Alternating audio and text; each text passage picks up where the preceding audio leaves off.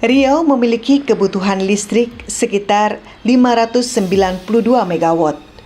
Kapasitas pembangkit terpasang hanya 315 MW atau kurang dari 277 MW.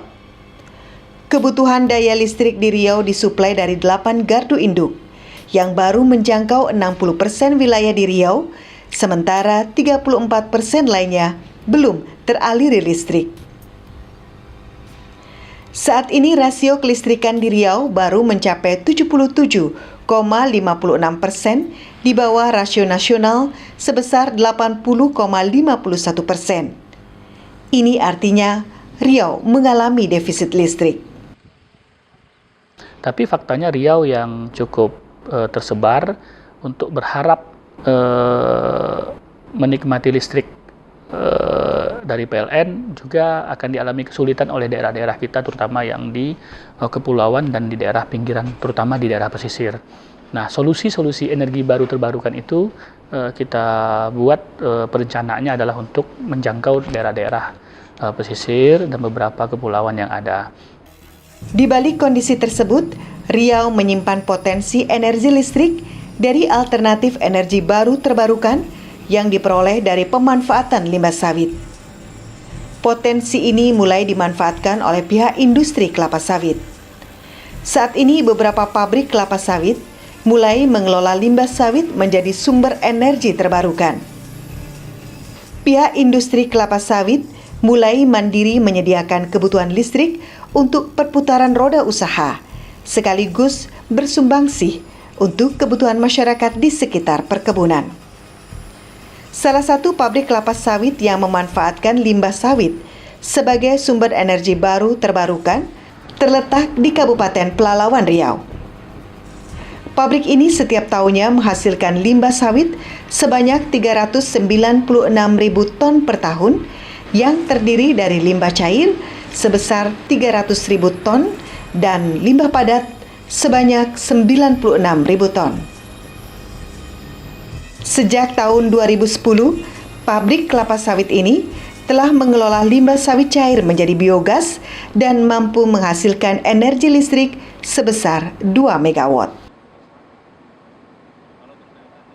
Limbah cairnya sendiri kita proses sedemikian rupa sehingga menghasilkan gas untuk pembangkit gas engine, dan pemanfaatannya saat ini untuk penerangan di perkantoran dan di perumahan-perumahan itu seluruhnya menggunakan energi baru terbarukan yang dihasilkan dari biomasa dan biogas yang kami miliki.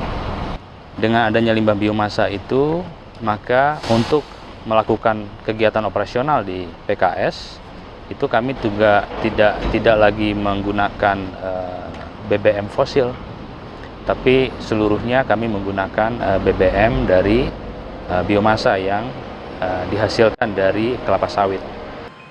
Pemerintah pusat dan pemerintah daerah juga mulai melirik pemanfaatan limbah cair sebagai sumber energi baru terbarukan untuk diterapkan di Riau. Pada tahun 2013, pemerintah melalui Kementerian Energi dan Sumber Daya Mineral (ESDM) bekerjasama dengan pemerintah Kabupaten Rokan Hulu Riau serta pihak swasta membangun pilot project atau percontohan pemanfaatan limbah cair sawit atau POME untuk pembangkit listrik pedesaan di Desa Rantau Sakti, Kecamatan Tambuse Utara, Rokan Hulu, Provinsi Riau, dengan nilai investasi sebesar 28 miliar rupiah. Proyek percontohan ini berkapasitas 1 MW dan mengaliri listrik pada 1.050 kepala keluarga. Terutama Riau Kepulauan itu, pulau-pulau itu juga kalau misalnya kita hubungkan listrik semuanya kan juga kosnya sangat besar. Nah itu memang ke depan harus bagaimana kalau di suatu daerah tersebut ada limbah yang bisa dimanfaatkan berbasis lokal, itu memang kita manfaatkan menjadi listrik, kemudian listrik untuk melistriki masyarakat di sekitarnya tadi.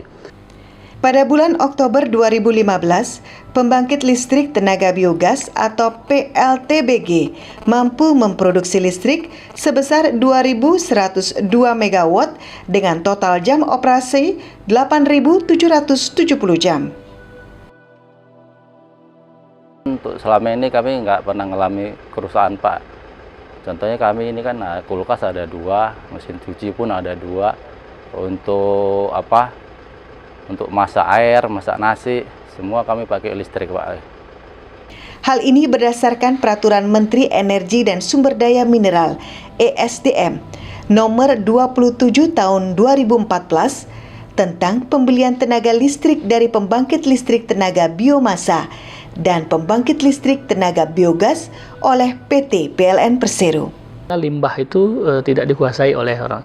Ini yang menurut kami harus segera regulasinya, karena itu menjadi kendala juga.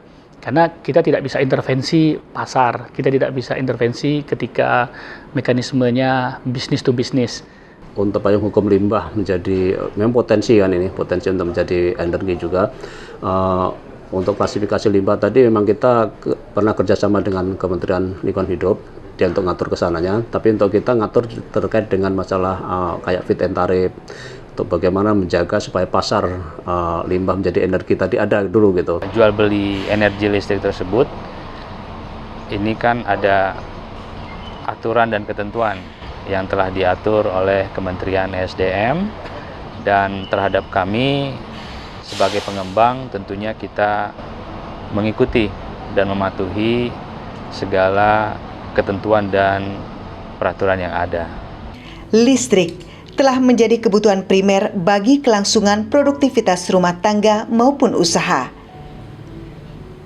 Khususnya untuk Riau yang masih mengalami defisit listrik, pemenuhan ketersediaan listrik dari pemanfaatan limbah sawit dapat menjadi alternatif energi baru terbarukan yang menjanjikan.